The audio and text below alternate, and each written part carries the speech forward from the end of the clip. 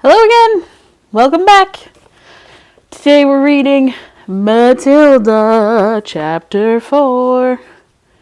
This one is called The Ghost, and here's the picture that we're starting off with. That's Mr. Wormwood and then Matilda right there. Alright, Chapter 4. Here we go. There was comparative calm in the Wormwood household for about a week after the superglue episode. The experience had clearly chastened Mr. Wormwood, and he seemed temporarily to have lost his taste for boasting and bullying. Then suddenly he struck again. Perhaps he had had a bad day at the garage, and had not sold enough crummy second-hand cars. There are many things that make a man irritable when he arrives home from work in the evening, and a sensible wife will usually notice the storm signals and will leave him alone until he simmers down. When Mr. Wormwood arrived back from the garage that evening, his face was as dark as a thundercloud, and somebody was clearly for the high jump soon. Was clearly for the high jump pretty soon. His wife recognized the signs immediately and made herself scarce. He then strode into the living room. Matilda happened to be curled up in an armchair around the corner, totally absorbed in a book. Mr. Wormwood switched on the television. The screen lit up. The program blared. Mr. Wormwood glared at Matilda. She hadn't moved. She had somehow trained herself by now to block her ears to the ghastly sound of the dreaded box. She kept right on reading, and for some reason this infuriated the father. Perhaps his anger was intensified because he saw her getting pleasure from something that was beyond his reach. "Don't you ever stop reading?" he snapped at her. "Oh, hello, Daddy," she said pleasantly. "Did you have a good day?" "What is this trash?" he said, snatching the book from her hands. And that's when he took it from her. That's not very nice. "It isn't trash, Daddy. It's lovely. It's called The Red Pony. It's by John Steinbeck, an American writer. Why don't you try it? You'll love it." "Filth," Mr. Wormwood said. "If it's by an American, it's certain to be filth. That's all they write about." "No, Daddy, it's beautiful. Honestly, it is. It's about—" "I don't want to know what it's about," Mr. Wormwood barked. "I'm fed up with your reading anyway. Go and find yourself something useful to do." With frightening, there it is.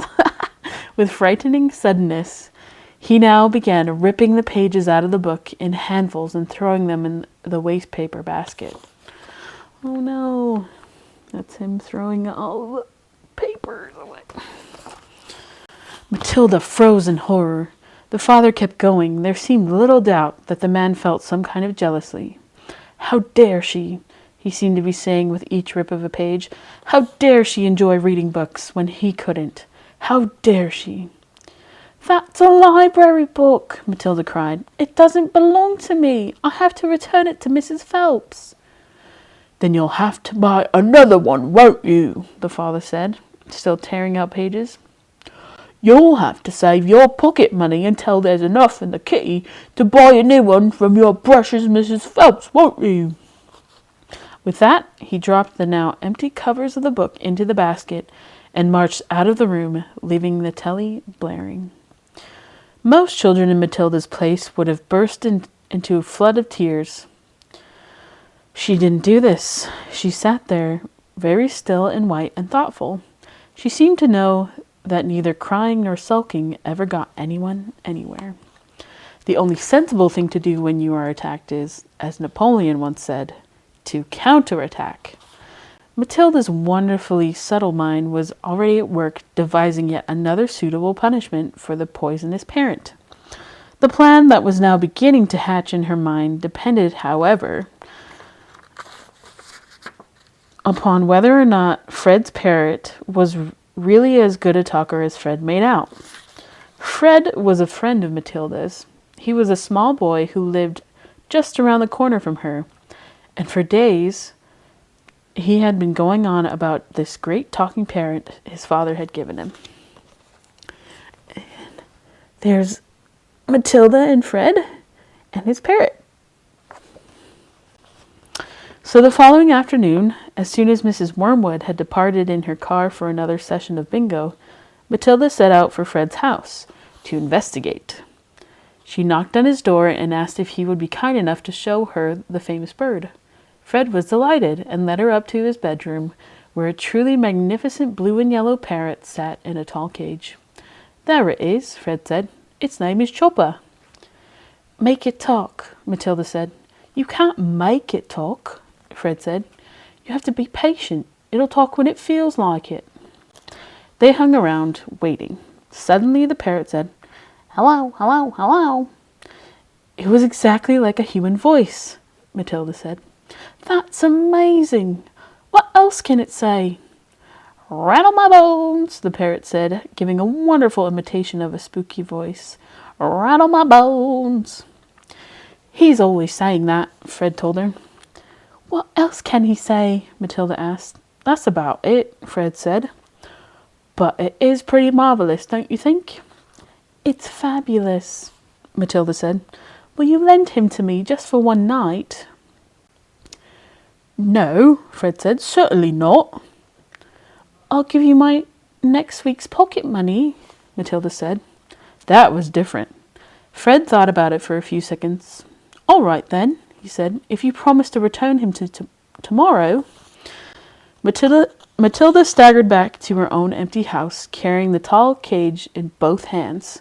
There was a large fireplace in the dining room, where she now set about wedging the cage up the chimney and out of sight. This wasn't so easy, but she managed it in the end. There's Matilda shoving the cage up the fireplace. If you have a bird in a cage, you probably shouldn't do that, but Matilda didn't anyway. All right. "Hello, hello, hello," the bird called down to her. "Hello, hello." "Shut up, you nut," Matilda said, and she went out to wash the soot off her hands. That evening, while the mother, the father, the brother, and Matilda were having supper, as usual, in the living room in front of the television, a voice came loud and clear from the dining room across the hall. "Hello, hello, hello," it said. "Harry," cried the mother, turning white, "there's someone in the house. I heard a voice." "So did I," the brother said. Matilda jumped up and switched off the telly. "Shh," she said. "Listen." They all stopped eating and sat there very tense, listening. "Hello, hello, hello," came the voice again. "There it is," cried the brother. "It's burglars," hissed the mother. "They're in the dining room." "I think they are," the father said, sitting tight. "Then go and catch them, Harry," hissed the mother. "Go out and collar them red-handed." The father didn't move. He seemed in no hurry to dash off to be a hero. His face had turned grey. "Get on with it," hissed the mother. "They're probably after the silver." The husband wiped his lips nervously with his napkin. "Why don't we all look together?" he said. "Come on, then," the brother said. "Come on, Mum." "They're definitely in the dining room," Matilda whispered. "I'm sure they are." The mother grabbed a poker from the fireplace. The father took a golf club that was standing in the corner. The brother seized the table lamp, ripping the plug out of its socket. Matilda took the knife she had been eating with, and all four of them crept towards the dining room door, the father keeping well behind the others. Here's the father behind everyone else. Mom, Michael, and Matilda. "Hello, hello, hello," came the voice again. "Come on," Matilda cried, and she burst into the room, brandishing her knife. "Stick 'em up," she yelled. "We've caught you." The others followed her, waving their weapons. Then they stopped. They stared around the room. There was no one there. "There's no one here," the father said, greatly relieved. "I heard him, Harry," the mother shrieked, still quaking. "I distinctly heard his voice. So did you." "I'm certain I heard him," Matilda cried. "He's in here somewhere." She began searching behind the sofa and behind the curtains. Then came the voice again, soft and spooky this time. Rattle my bones, it said. Rattle my bones. Ah! The phone rang at the same time, scared me. Sorry about that. Anyways, they all jumped, including Matilda, who was a pretty good actress. They stared round the room. There was still no one there. It's a ghost, Matilda said. Heaven help us, cried the mother, clutching her husband round the neck. I know it's a ghost, Matilda said. I've heard it here before. This room is haunted. I thought you knew that. Save us, the mother screamed, almost throttling her husband. I'm getting out of here, the father said, grayer than ever now. They all fled, slamming the door behind them. The next afternoon, Matilda managed to get a rather sooty and grumpy parrot down from the chimney and out of the house without being seen. She carried it through the back door and ran with it all the way to Fred's house. Did it behave itself? Fred asked her. We had a lovely time with it, Matilda said. My parents adored it. All right, so that's it for chapter 4. Tomorrow at 3 p.m. we'll read Arithmetic. Again, that's backwards. I don't know what I keep saying. Thanks for joining me. I'll see you tomorrow. Bye.